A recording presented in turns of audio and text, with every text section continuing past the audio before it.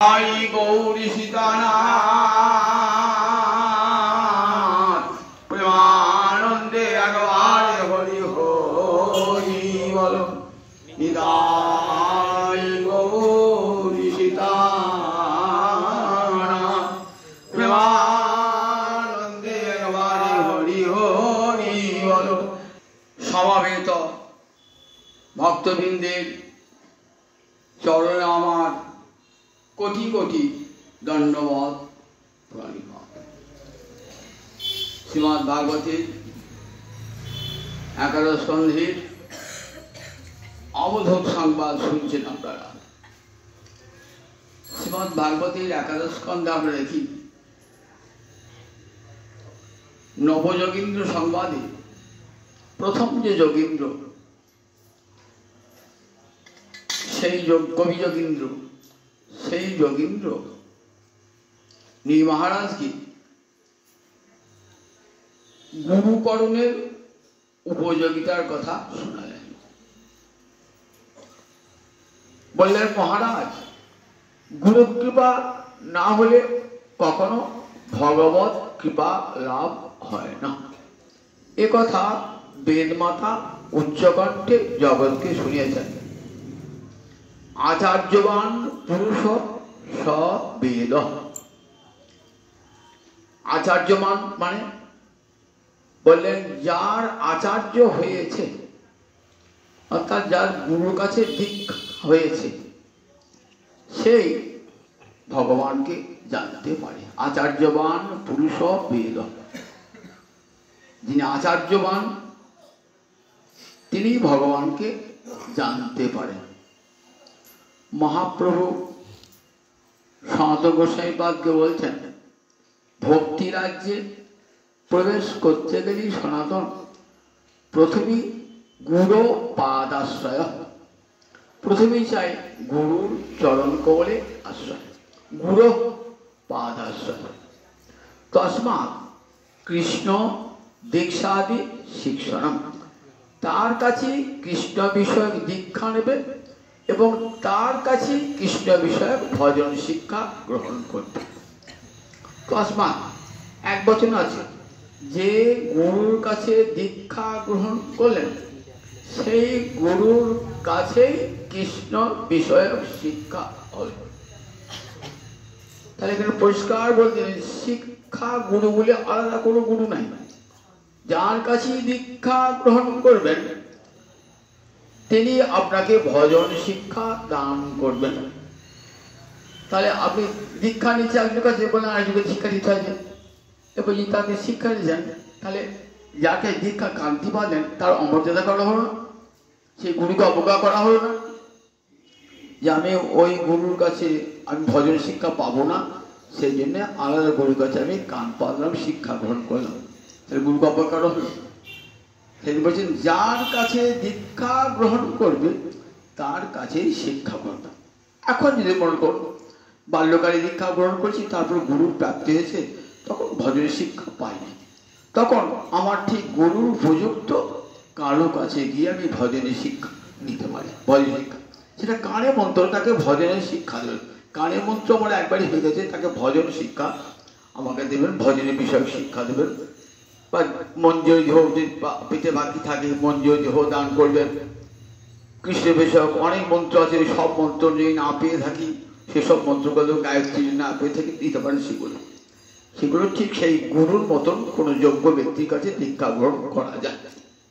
আর এই ভজন পথে চলতে চলতে আমরা যার কাছেই কিছু শিক্ষা পাবো তাকে মনে মনে শিক্ষা গুরুরূপে বরণ করব। এখানে আমরা দেখি যোগীন্দ্র বলছেন দেখো গুরুর কাছে আত্মনিবেদন ছাড়া কখনো ভগবত রাজ্যে প্রবেশ করা যায় না। ভয়ং দ্বিতীয়াভি নিবেশত স্যাৎ ঈষাদ অপেতস্য বিপর্যয় অস্মৃতি তন্মায়া অত বুধ আভজেত্তং ভক্তৈকৈশং গুরুদেবতাত্মা। আমাদের ভয় জন্মিয়েছে কেন? আত্মা ছাড়া আর দ্বিতীয় বস্তু নাই। কিন্তু আত্মা ছাড়া দ্বিতীয় বস্তুতে অভিনিবেশ হয়েছে। দ্বিতীয় বস্তু, আত্মা ছাড়া জগতে আর দ্বিতীয় বস্তু নাই। তাই সেটা বারবার বেদবাদ বলছেন, আত্মানং বিদ্ধি, আত্মাকে জানো। আর কাউকে জানবার দরকার নেই। এক বিজ্ঞানে সর্ববিজ্ঞান। এক আত্মাকে জানলে সব জানা হয়ে যায়। এক আত্মাই জগতের সর্বত্র বিরাজমান। এই আত্মানং বিদ্ধি, এই আত্মাকে জানলেই সব জানা হয়ে যায়। আত্মা ছাড়া যখন আমি দেহকে জানি, সংসারকে জানি, পত্নীকে জানি, পুত্র জানি, তখনই ভয়ের সৃষ্টি হয়েছে। আত্মা ছাড়া যে দ্বিতীয় বস্তু যখন অভিনিবেশ করেছি, তখনই ভয়ের সৃষ্টি হয়েছে। আমি আত্মাকে জানি না, দেহটাকে আত্মা বলে ভাবছি, তখনই ভয় হচ্ছে। দেহে যদি কোনো রোগ হয়ে যাচ্ছে, তখন মনে হচ্ছে আচ্ছা ওই লোকটার রোগ হয়েছে, তো আমার ওই লোকটা তো হতে পারে, তো দেহ আছে, তো ওই লোকটা ওই দেখতে দেখতে কত বুড়ো হয়ে গেল, তাহলে আমিও তো ওরকম বুড়ো হয়ে যাবো। ওই লোকটাকে খাটে করে শ্মশানে নিয়ে যাচ্ছে, তাহলে আমাকেও তো একদিন খাটে করে শ্মশানে নিয়ে যাবে। এই ভয়গুলো এসে উপস্থিত হয়ে যায়। ভয় অঙ্গ দিতে হবে। এই দেহটাকে আমি ভেবেছি বলে এই ভয়গুলো আসে। সংসার, পত্নী, পুত্র আমার বলে ভেবেছি এই বস্তুকে, তখন ভাবছি আচ্ছা আমার বলে ভাবছি, কই আজ মরে গেল, আমার ছেলেটা মরে গেল, মেয়েটা মরে গেল, আমার আত্মীয় মরে গেল, কই আমার বলে তো আটকে রাখতে পারলাম না, আমার থাকলো না তো। তখনই মনে হয় আমার বাড়ি গেল, আচ্ছা আমার বাড়িতে বিক্রি হয়ে গেল, দেনা দায় বাড়িটা বিক্রি হয়ে গেল, কই আমার বাড়িতে আমি রাখতে পারলাম না। আমার 10 বিঘা জমি ছিল, আমার জমি বলতাম, জমিটাও তো মেয়ে বিক্রি হয়ে গেল, আমার রইল না। তাহলে আমারটা কোনটাই থাকলো, আমার টাকাও নাই, পয়সাও নাই, কোনটাই আমার নয়। তাহলে দেখুন আমি আর আমার বোধ করেছি কোনটা, দেহ এবং দৈহিক বস্তুতি, আর তার ফলে ভয়ের সঞ্চার হয়েছে। এই ভয়টা কোথেকে আসে? তা বলেন তন মায়া, গোবিন্দের মায়াতে আমরা যতই বলি, যত শাস্ত্র পড়ি, যতই শিখি, দেহটাকেই আমি বলি, কিন্তু ভাবি আমার কত জ্ঞানী, কত বুঝে দিচ্ছেন, তিনিও ভাবতে পারেন না যে দেহটা আমি নয়। ছেলেটা যে আমার নয়, এটাও তিনি ভাবতে পারেন না, তারও ছেলে বলে শোক হয়। দেখেছেন তো কেমন মহামায়ার কেমন মোহ। জ্ঞানী নাম চেতাংশী বলা দেখি মোহায় মহামায়া প্রযোজ্যতি। চণ্ডীতে বলা আছে না, মহামায়ার এমন মোহ যে জ্ঞানীর চিত্ত পর্যন্ত দুর্বল করে দেন তিনি। জ্ঞানী জানেন, তিনি সবাইকে উপদেশ দিয়ে বেড়াচ্ছেন যে কখন নিজের ছেলেকে ছেলে বলে ভেবো না, সংসার বলে ভেবো না, কিন্তু তিনি নিজের পুত্র বিয়োগে কাঁদছেন। তাহলে কেমন মহামায়ার মোহটা দেখুন। জ্ঞানী নাম বিচেতাংশী, তারপরে তন্মায়া, তোমার মায়ার এমন ভয়ঙ্কর শক্তি ঘুরিয়ে দেয় জীবকে সংসারে, তোমাকে বিমুখ করে। তন্মায়া কি হয়? বিপর্যয় অস্মৃতি। অস্মৃতি মানে স্মৃতি না থাকা, মনে না থাকা। অস্মৃতি মানে আমি যে কৃষ্ণ দাস, কৃষ্ণ সেবায় আমার কর্তব্য, আমি পরমাত্মার অংশ, আমার মৃত্যু নাই, আমি ছিলাম, আমি আছি, আমি থাকবো, আমি কখন ধ্বংস হই না। কিন্তু এটা আমার ক্ষেত্রে করে যাচ্ছে না। ডাক্তার বলেছে খুব কঠিন রোগ, এই রোগ সারে না, দুরারোগ্য ব্যাধিতে এই মৃত্যু চিন্তা, মৃত্যুর কালো ছায়া দেখতে দেখতে বিছানায় পড়ল। তাহলে দেখুন কেমন ভয়টা হয়ে দেখুন। আমি বলছেন বিপর্যয় কেমন, বিপর্যয় অস্মৃতি কেমন? অস্মৃতি মানে স্মৃতিহীনতা। আমি তো সত্যিকারে মরবো না, আমি ছিলাম, আমার দেহটা পাল্টাবে, আমার বাসা ঘরটা পাল্টাবে, কিন্তু আমি আমি যেমন আছি তেমনিই থাকবো। আমি ছিলাম, আছি, থাকবো। আজ এই রূপে আছি, পুরুষ রূপে আছি, কাল নারী রূপে, আজ ব্রাহ্মণ রূপে আছি, কাল চণ্ডাল রূপে, আজ মানুষ রূপে আছি, কাল পশু রূপে, আমি কিন্তু থাকবো। ছিলাম, আছি, থাকবো, কিন্তু এই স্মৃতিটা আমার থাকে না। আর বিপর্যয়, বিপর্যয় মানে বিপরীত বুদ্ধি, অর্থাৎ যেটা সত্য তাকে মিথ্যা মনে হচ্ছে, মিথ্যাটাকে সত্য বলে মনে হচ্ছে।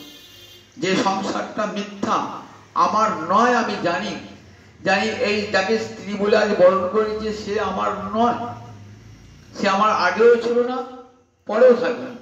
যাকে পতি বলে বরমাল্য অর্পণ করেছি যার কণ্ঠে, সে আমার আগেও স্বামী ছিল না, পরেও স্বামী থাকবে না। একটা মাইক সম্পর্ক কর্মফল ভোগের জন্য সে আমার স্বামী হয়েছে, আমি তার স্ত্রী হয়েছি। যে পুত্রটা আপনার বলে ভাবছি, সে পুত্রটাও আমার আগের জন্মে ছিল না, আমার পরের জন্মেও থাকবে না, অথচ তাকে আপন বলে ভাবছি। এই নাম বিপর্যয়। অর্থাৎ যেটা মিথ্যা তাকে সত্য বলে জড়িয়ে ধরেছি। তাই তো কাঁদি আমরা। যদি মিথ্যা হলে হয়তো কাঁদতাম না। আর যারা সত্য তাকে মিথ্যা ভাবছে। যে গোবিন্দ সত্য, যিনি ছিলেন, আছেন, থাকবেন সর্বকালে, যিনি আছেন, যিনি থাকবেন, যিনি বাস্তব, তাকে কিন্তু সম্পূর্ণ ভুলে আছি, তাকে মিথ্যা বলে ভাবি। ভগবান বলে কিছু আছে নাকি? তাকে চোখে দেখি না, তাকে ভগবান বলে হবে কি? ভগবান কথা বলতে পারে? এইসব নানান রকম যুক্তি আমরা উত্থাপন করি। সত্যকে পরম চোখে দেখেও পরম সত্যকে আমরা মিথ্যা বলে ভাবি, আর মিথ্যাকে সত্য বলে ভাবি। এর নাম হল বিপর্যয়। এই বিপর্যয় মিথ্যা করতে কাছে বললেন তন্মায়া, তোমার মায়া থেকে। তাই অত বুধ আভজেতং ভক্ত এই কয়ে সঙ্গে গুরুদেবতা। তাই বুধ বিদ্যান জনেরা, বুধ মানে কোন বিদ্যান? স্কুল কলেজে লেখাপড়া শিখে বিদ্যান তো কি হয়? গুরু পাদ পদ্ম প্রসাদাৎ লব্ধ বিবেক। গুরুর অনুগ্রহে যার অন্তরে বিবেকবোধ জাগ্রত হয়েছে, অর্থাৎ আমি নিত্যকালের কৃষ্ণদাস, আমার মৃত্যু নাই, আমি ছিলাম, আমি আছি, আমি থাকব, এই বিবেকবোধ। আমার সঙ্গে একমাত্র ভগবানেরই সম্পর্ক। তিনি ত্রিকাল সত্য, ত্রিশুকালেষু সত্যং, তিনি ছিলেন, আছেন, থাকবেন, এই দৃঢ় বোধ এসে যায়। কখন এসে যায়? যখন গুরু কৃপা লাভ হয়, তখন এই বিবেক বোধ এসে যায়। তখন মৃত্যু আর ভয় দেখাতে পারে না। অত বুধ আভজে, তখন ভগবান কি করেন? বুধ জ্ঞানীরা আভজে, অর্থাৎ কায় মনো বাক্যে ভজন করেন। আমরা ভজন করি বটে, কিন্তু ভজনটা মনের সঙ্গে করি না, বাক্য দিয়ে করি। মন, বাক্য, দেহ তিনটা এক হতে হবে, তবে ভজনটা তো হবে। কিন্তু মনের সঙ্গে আমার ভজনের কোনো যোগই না। আমার মন পুরো আছে আমার স্ত্রী পুত্রের সংসারে, ভগবানকে করতে হয় তাই করছি। তাহলে মনের সঙ্গে তো আমার ভজনের কোনো মিল নেই। তাকে আভজন বলে না। আভজন মানে মানে সম্যক রূপে ভজন, অর্থাৎ কায় মনো বাক্যে ভজন হবে। যে আমার যাক সংসার উচ্ছন্নে যাক, আমার ছেলে মেয়ে মরে মরক্ষ, কিন্তু আমি কৃষ্ণ ভজন থেকে চ্যুত হব না, এই দৃঢ়বোধ আমাদের আছে, কোনো আসে না। যখন আসবে তখন জানবেন গুরু কৃপা লাভ হয়েছে। বলেন গুরুপাদ পদ্মে কৃপায় যখন এই বিবেকটি আসবে, অত বুধ আভজেতং ভক্ত একয়া ভক্ত অব্যবিচারিণী ভক্তি দিয়ে ভগবানকে ভজন করবো, মানে আমার মনটার কোথাও নড়বে না গোবিন্দ চরণ হতে। তা কি বলে? অব্যভিচারিণী ভক্তি। পতিব্রতা রমণী যেমন অন্য কোন পুরুষের মূর্তি স্বপ্ন দেখেন না, অব্যভিচারিণী ভক্তি যেমন, ঠিক সেই রকম ভগবান শ্রীহরিতে অব্যভিচারিণী ভক্তি। আমি গোবিন্দ চরণ ছেড়ে আমার মন আর কোথাও নিয়ে যাব না। আমার মৃত্যু হয় হোক, আমার যত দুঃখ বিপর্যয় আসে আসুক, আমি যেন কখনো গোবিন্দকে না ভুলি। এই দৃঢ় প্রত্যয়, এই দৃঢ় প্রত্যয় কখন হয়? গুরু কৃপা লাভ হলে এই দৃঢ় প্রত্যয় জন্মায়। এখানে আমরা দেখি অবধূত বলছেন যদি মহারাজকে, মহারাজ আমি আজকে যে আমাকে দেখছেন, আমার জগতের কোনো সুখ দুঃখ আমাকে স্পর্শ করতে পারছে না। জগতে কোনো সুখ দুঃখ, জগতে কত মানুষের কত দুঃখ কত সুখ আমরা দেখছি তো, কিন্তু জগতে কোনো সুখ দুঃখ আমাকে স্পর্শই করছে না, আমি রচিত হয়ে গেছি। তাহলে কেমন গুরু কৃপাটা লাভ হয়েছে? কেমন গুরু কৃপা লাভ হয়েছে? যে গুরু কৃপায় আমি খেতে পেলাম কি না পেলাম তাই আমার অন্তরে কোনো ক্ষোভ নাই, আমি বর্ষার জলে তো ভিজছি, আমার দেহ নষ্ট হয়, আমি তো আর দেহ নাই। গোবিন্দ যদি রাখতেন দেহটা রাখবেন, আর যদি রাখতে না হয় রাখবেন না। এই দেহটা আমি গোবিন্দকে অর্পণ করে দিয়েছি। আমার বাড়িতে একটা গাভী কিনেছিলাম, আমি তাকে খুব যত্ন করতাম, এবার গাভী বিক্রি করে দিলাম, আর তো আমার গাভী নয়, সে তো সেবার সে লক্ষ্য রাখবে। তাই আমার এই দেহটা যতদিন আমার বলে ভাবতাম, ততদিন দেহটাকে যত্ন করেছি। যখন এই দেহটা গোবিন্দ চরণ অর্পণ করে দান করে দিয়েছি, তখন তো আমার দেহ আর আমার নয়, গোবিন্দের দেহ। থাকতে হয় থাকবেন, বাঁচাতে হয় বাঁচাবেন। এমনি করে নিজেকে আত্মনিক্ষেপ, নিজেকে নিবেদন করে দিয়েছেন ভক্ত, এই অবধূত নিজেকে। কাজে তার আর কোন বর্ষা জলেও ভিজছেন, সূর্যের রোদে তাপদাব্ধ হচ্ছেন, দেহ স্মৃতি নাই, তো দেহ স্মৃতি নাই। ভগবত আনন্দে এমন বিভোর হয়েছে। মহারাজ, আমি এই শিক্ষাটা পেয়েছি, কেন এই 24টা গুরুর কাছে শিক্ষাটা পেয়েছি বলি, দেখুন আমাকে সংসারে কোনো মায়া আমাকে স্পর্শ করছে না। গুরুর কাছে দীক্ষা গ্রহণ করেছি, গুরু আমাকে ভজন শিক্ষা দিয়ে চলে গেছেন, এবং বলেছেন দৃঢ় ভজন করো। সেই দৃঢ় ভজনের শিক্ষা জীবন পথে চলতে চলতে অনেক গুরু কৃপায় অনেকেরই সঙ্গ পেলাম, সান্নিধ্য পেলাম, অনেক সাধুজনের সঙ্গ। মহারাজ, অগ্নি আমার একটা গুরু, অগ্নি আমার একটা গুরু।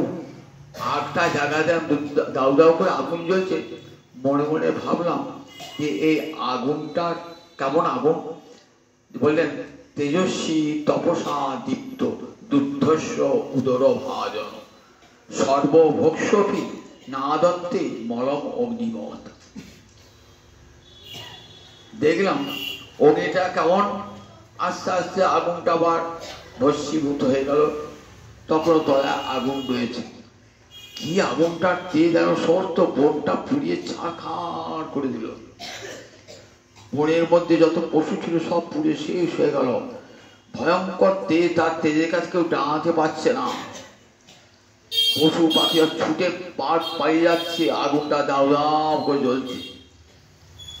তখন আমি ভাবলাম, দেখো অগ্নি, তুমি একটা আমার গুরু হয়ে গেলে। আবার শুধু তাই না, কত ওইখানে কত বিষ্ঠা ছিল, কত মরা মানুষ তাকে পোড়ালো, কই অগ্নিটা অপবিত্র হলো না?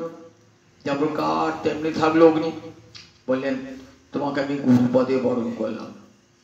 ওই রকম তেজ থাকতে হবে, অগ্নির মতো তেজ হবে ভক্তের, যে তেজের কাছে আর অন্য মায়া ঘেঁষতেই পারবে না, মায়া আসতেই পারবে না।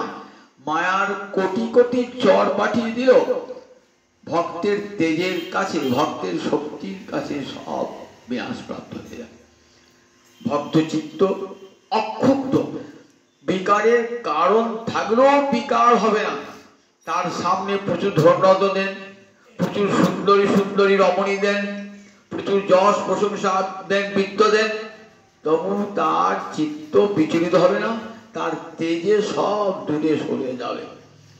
আমরা ভাগবতে দেখি একটা স্কন্ধে নরনারায়ণ ঋষির কথা আছে। নরনারায়ণ ঋষি ভগবানের একটা অবতার, ঋষি রূপে ভগবানের অবতার। ভগবান অনেক অবতার আছে তো, মাছ রূপে, শুকর রূপে ভগবান, আধখানা পশু আধখানা মানুষ রূপে, আবার ঋষি রূপে ভগবানের অবতার, ঋষি রূপে।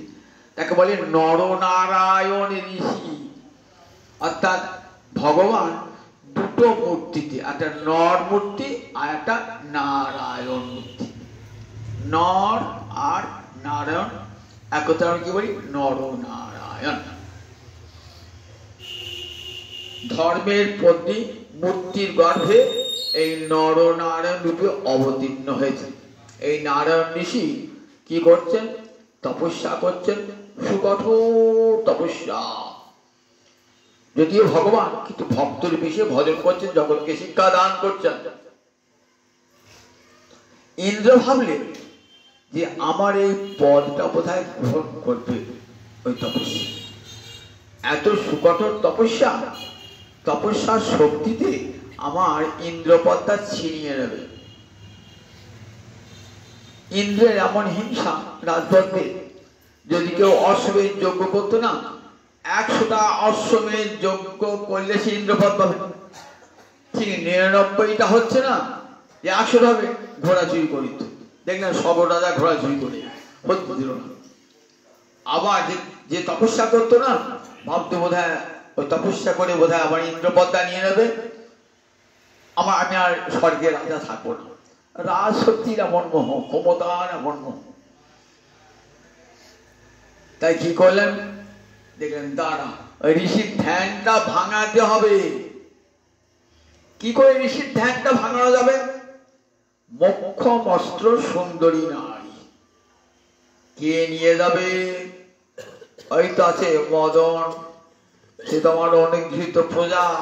মদন যা বলবো তাই শুনতে হবে, নইলে স্বর্গ থেকে তাড়িয়ে দেবো। আমার তো প্রজা, শুনতে হবে তো। মদনের ডাক পড়েছে, মদন যাও যাও। মদন প্রভু কি করতে হবে? একটা বড় কাজ তোমাকে করতে হবে। কি করতে হবে? ওই নারায়ণ ঋষি তপস্যা করছে, ও তপস্যাটা ভাঙাতে হবে। পারবে তো? হ্যাঁ প্রভু পারবে। বেশ যাও, এই স্বর্গ থেকে সুন্দরী সুন্দরী উর্বশীর মতন সুন্দরী সুন্দরী রমণী আছে, নিয়ে যাও। মলয় পবন বাতাস অনুকূল বাতাস ভেবে নিয়ে যাও। পঞ্চবাণ নিয়ে যাও, তোমার ফুলো ধনু নিয়ে যাও।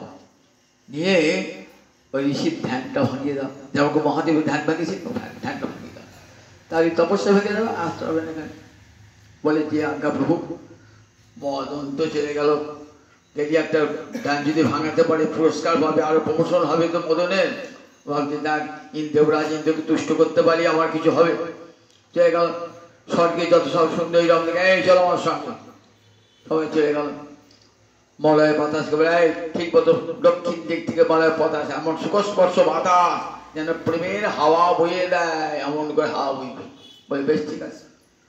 পঞ্চবাণকে রাখলে, ফুলধনুর সঙ্গে নিয়ে এইবার মদনকে বলে নাচো তোমরা ইচ্ছা মতো, সুন্দর অঙ্গভঙ্গি করে নাচো, যাতে ঋষির ধ্যানটা ভেঙে যায়। স্বর্গের অপ্সরায় গিয়ে সুন্দর নৃত্য করছে। নারায়ণ ঋষি একবার তাকালেন যেন দৃষ্টিতে তেজ বেরিয়ে আসছে। তখন দেববধূরা স্বর্গের অপ্সরা ভয়ে পালাচ্ছে, ছুটি মদনও ভয়ে পালাচ্ছে। তখন বলছেন নারায়ণ ঋষি, মা ভৈষ্ঠ মদন মারুত দেববদ্ধ গিন্নিত নবলি অসন্নম এবং ক্রুদ্ধম। শোনো শোনো, ও মদন ভয় পালাচ্ছে কেন? মা ভৈষ্ঠ, ভয় করো না, ভয় পারিও না, পালাতে হবে না। ও দেববধূগণ, তোর স্বর্গ থেকে এসেছো, পালাচ্ছ কেন?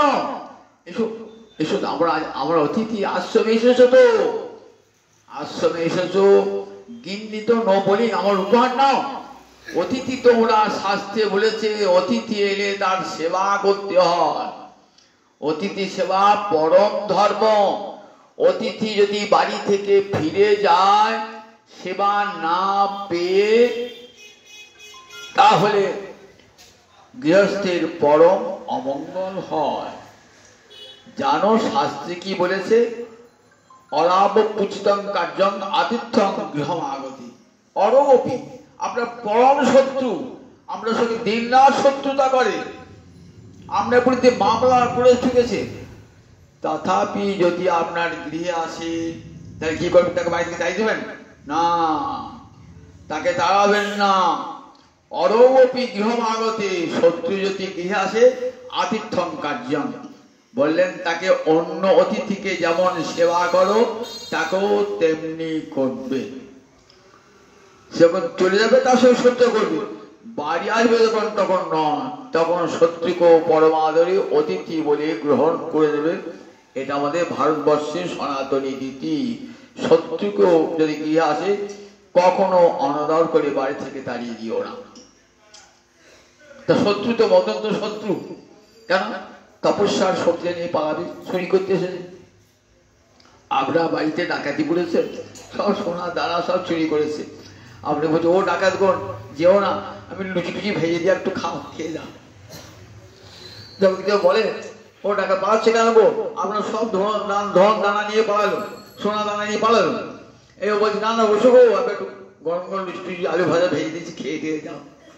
গৌকে কেউ বলে, কিন্তু এখন ঋষি তাই বলছে, ঋষি তপস্যার শক্তি নিয়ে পালাচ্ছে, ঋষি তপশক্তি নিতে এসেছে, চুরি করতে এসেছে।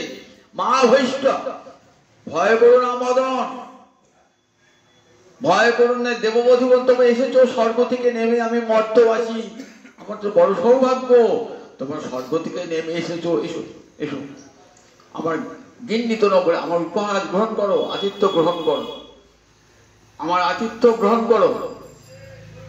দেখো গৃহ থেকে যদি চলে যাবো না কিছু না খেয়ে না, তাহলে আমার আজ অপূর্ণ থেকে যাবে আমার অতিথি সেবাটা। অবাক হয়ে গেলেন মদন, গেছিলেন ফুলধনু পঞ্চমান প্রয়োগ করে, কিছুই তো হলো না।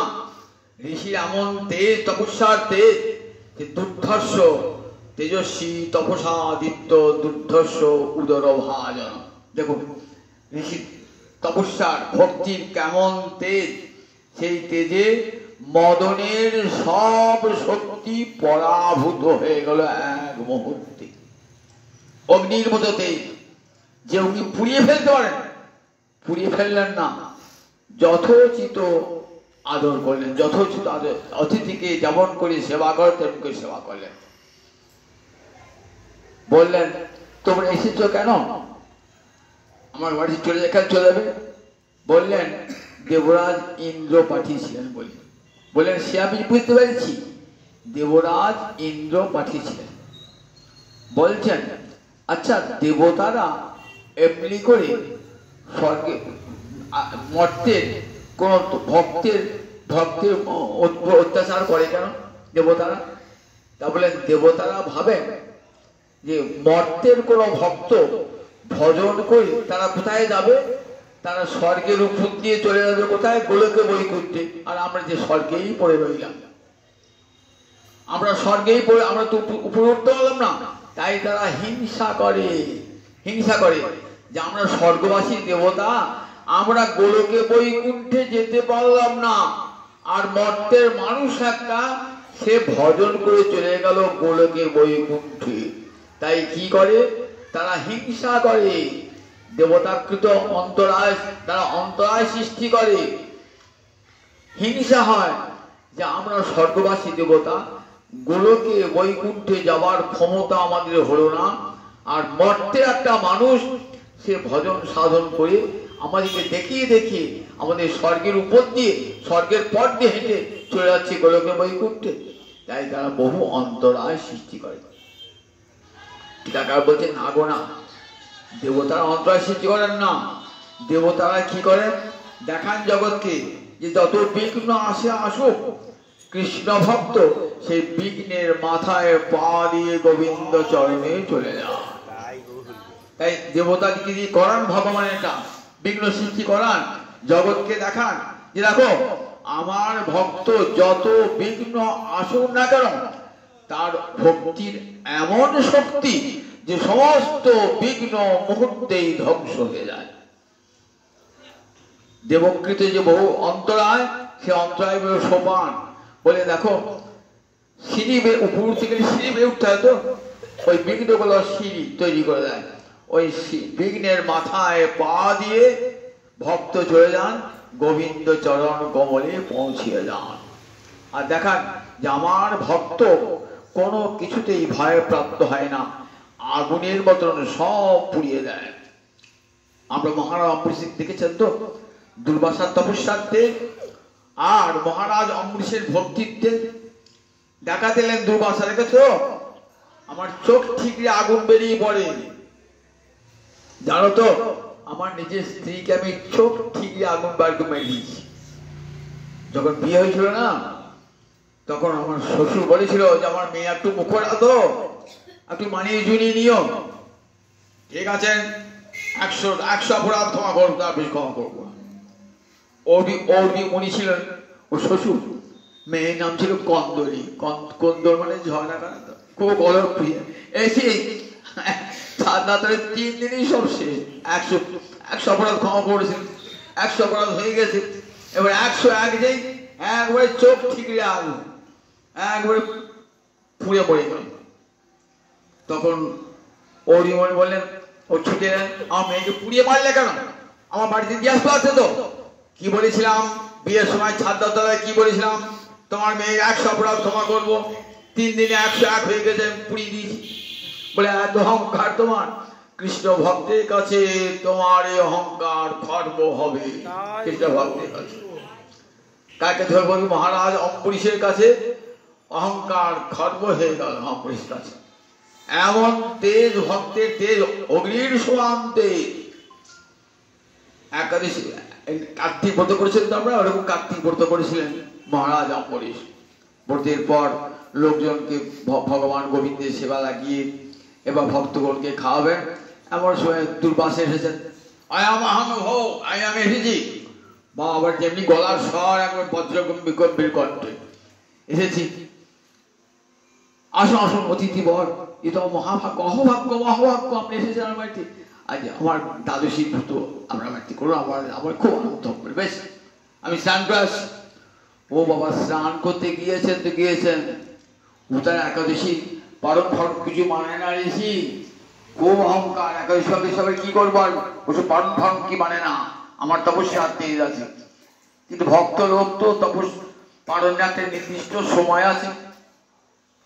একাদশী বলা গেছে দ্বাদশী, তার মানে দ্বাদশী 7 দণ্ড, দ্বাদশী তো তার 4 ভাগে 1 ভাগ 15 দণ্ড। এই 15 দণ্ড পর্যন্ত একাদশী থাকে, ওটাকে হরিবাসের মধ্যে ধরা হয়। তারপরে হয় পারণটা। দ্বাদশীতে পারণটা দেখেন না, 8টা 9-এর পর 7টা 25-এর পর, মানে ওই সময়টা আর হরিবাসরটা থাকছে না, কারণ ওটা ওই হরিবাসের একাদশীর মধ্যে। তা নির্দিষ্ট পালনটা করতে পালনটা ব্রত ভঙ্গ হয়ে যাবে। এত কষ্ট করে ব্রতটা করলেন, ব্রতটা তো হবে না। স্নান করছেন তো করছেন, আসার নাম নেই। তখন ভাবছি ধর্ম সংকটে পড়লাম, কার্তিক মাস ধরে এত ব্রত করলাম, সেই ব্রতটা আজ ভঙ্গ হয়ে যাবে নির্দিষ্ট পালন করতে না পারলে। অনেক বৈষ্ণব আছেন, অনেক বেদজ্ঞ ব্রাহ্মণ আছেন, আপনারা বিধান দেবেন, যা বিধান দেবেন তাই হবে। বলেন শ্রীকৃষ্ণের চরণামৃত পান করে ব্রত ভঙ্গ করুন। ওই চরণামৃত পান ভোজন অভোজন 2 হবে। তাদের অনুমতি নিয়ে যেই ব্রত ভঙ্গ করেছেন না, জানতে পেরেছে কিন্তু দুর্বাসা তপস্যার শক্তি ছিল তো, জানতে পেরেছেন, জানতে পেরে আসছেন একবার লাপাতে ক্রোধে একবারে বর্ণনা প্রচলৎগাত। সুখদেব যান দেখতে পাচ্ছেন চোখে যে কেমন লাফে আসছে ক্রোধে। মানসিক ক্রোধে চলা আর এমনি চলা দুটো পার্থক্য আছে তো। আমি যখন রেগে যান তখন কি করে ছুটে আসে, যার প্রতি কোপ হচ্ছে জান না, কে করে রেগে আসছে বর্ণনা, আবার দেহ কাঁপতে কাঁপতে আসছে, বর্ণনা প্রচলৎগাত। এই যে বলছেন তোমার সাহস কম না তো, তুমি আমাকে নিমন্ত্রণ করলে, যে নিমন্ত্রণ করে আগেই পালন করলে, আগেই ভোজন করলে, অদত্ত ভুক্তবান আমাকে না দিয়ে ভোজন করলে, সদ্যস্যে দর্শের ফল। দেখো আমার মতন তপস্বীকে তুমি অবজ্ঞা করো, তার ফল আমি তোমাকে দেখাচ্ছি। মহারাজ অম্বরীশ নীরবে আছেন, ভক্ত তো, কাউকেও নিজের অহংকারও দেখান না, শক্তিও দেখান না। মনে ভাবি আমি বোধহয় অপরাধী করে ফেলেছি।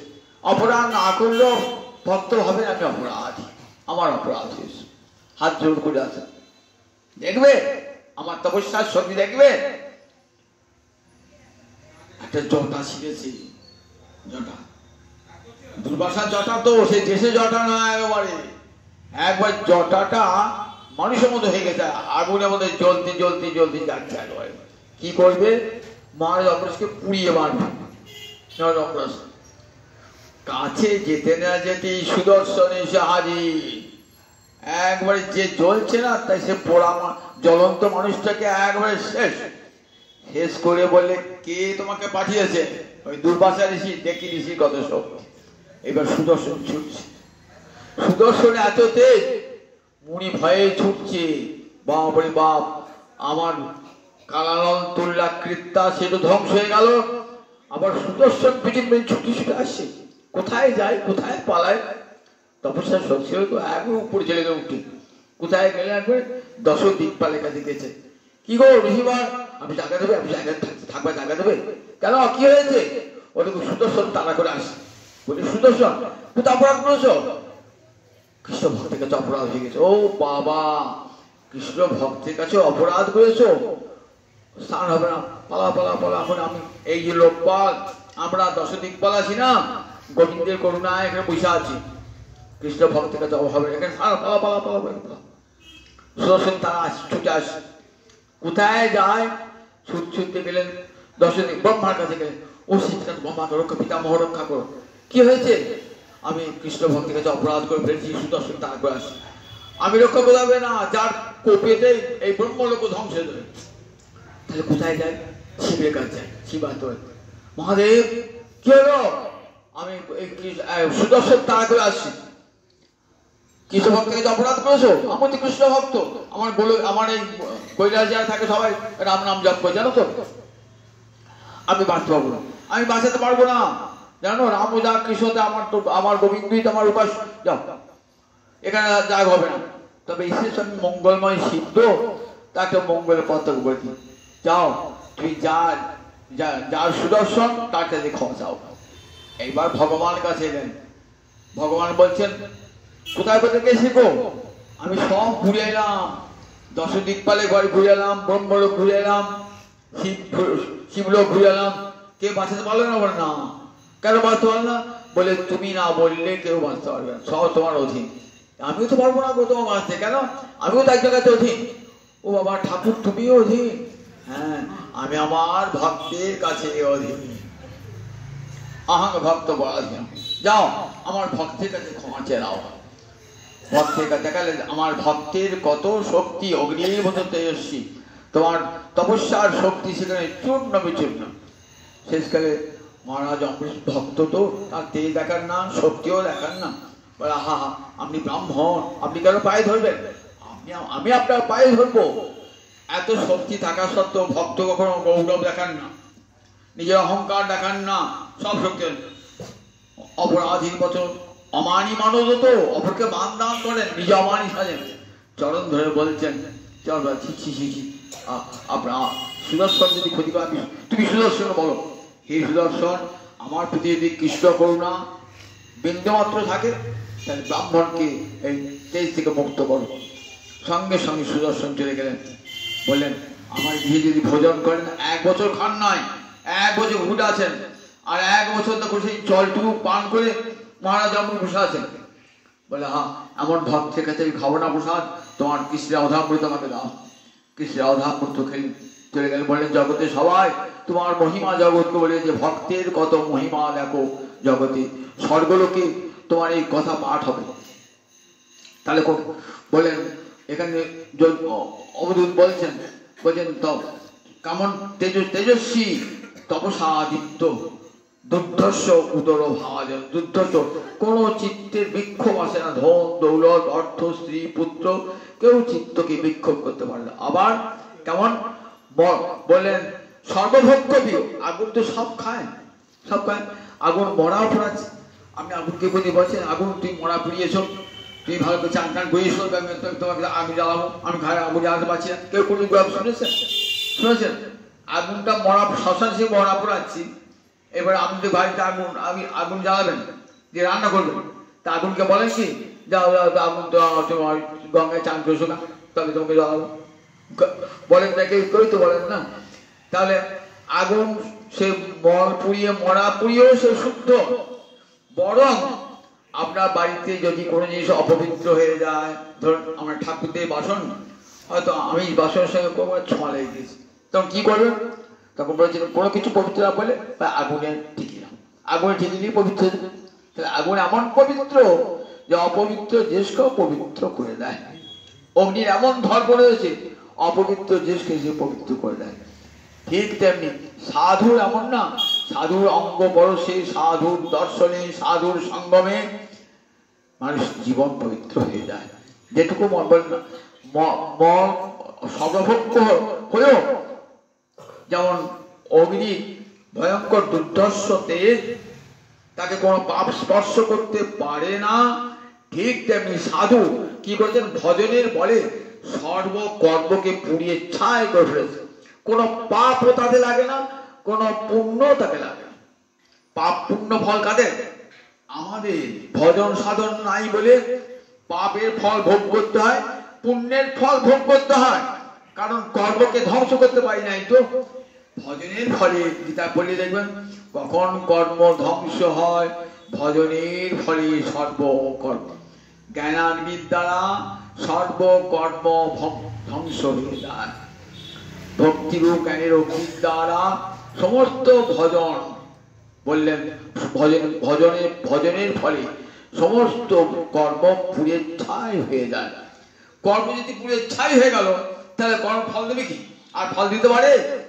আর ফল দান করতে পারে না, আর ফল দান করতে পারে না। সমস্ত কর্মফল ভজনের আগুনে পুড়ে ধ্বংস হয়ে যায়।